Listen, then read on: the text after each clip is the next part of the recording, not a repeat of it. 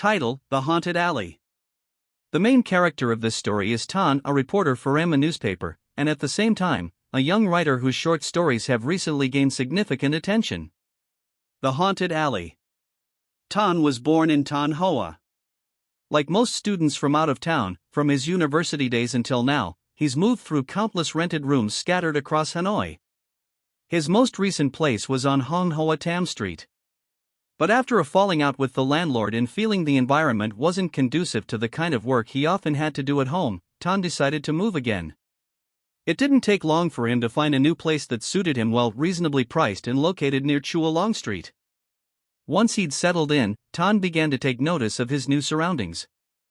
The alley consisted of 8 studio-style rooms, 2 rows facing each other, with a narrow walkway in between.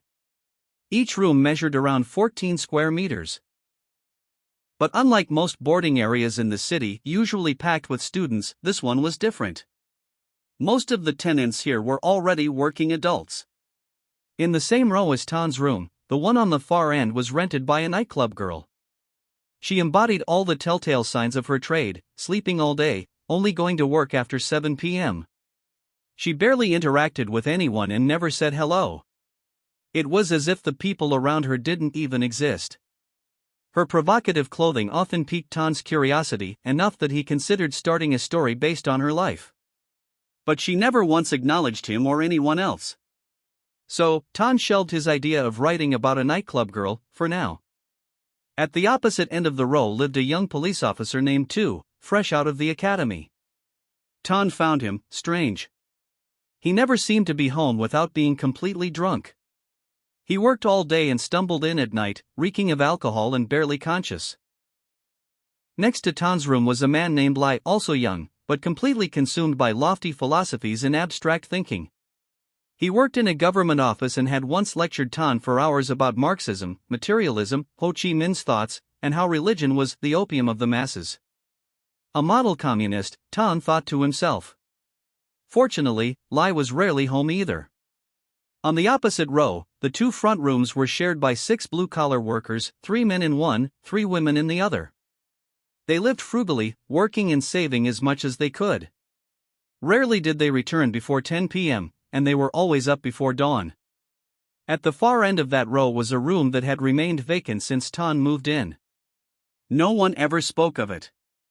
Honestly, an empty room wasn't something worth poking into, except for one thing: the room seemed sealed shut, unnaturally so. And curiously, no one had shown interest in renting it. Tan once brought it up with the landlady. She dismissed him, saying the room wasn't finished and couldn't be lived in. The girl next door. Next to the vacant room, directly across from Tan's own, lived a third-year student from the Foreign Trade University. Her name was Thursday. Tan had spoken to her a few times, and quickly grew fond of her. She was witty, charming, and most of all, fiercely intelligent. She often challenged Tan's perspectives, views he'd developed over years of writing and life experience, and sometimes, she even changed his mind. She spent most of the day at school, so he only saw her in the evenings. Around 6 p.m., when she came back, they'd often sit outside and talk for hours about anything and everything. Her insights always made Tan smile or left him quietly admiring her. Sometimes he laughed to himself, thinking this whole alley existed solely for the 2 of them, as the rest of the residents were either never home or simply didn't care about anything beyond their doors. At night, when the drunken cop passed out in his room, the philosopher next door snored away his ideologies, the laborers either hadn't returned or had gone to sleep, and the nightclub girl left for work, the narrow path in front of the rooms became their haven. Tan and Thursday would each bring out a small chair, sit across from each other, and let the night pass by in endless conversation. As time passed, Tan realized something had quietly shifted in his heart.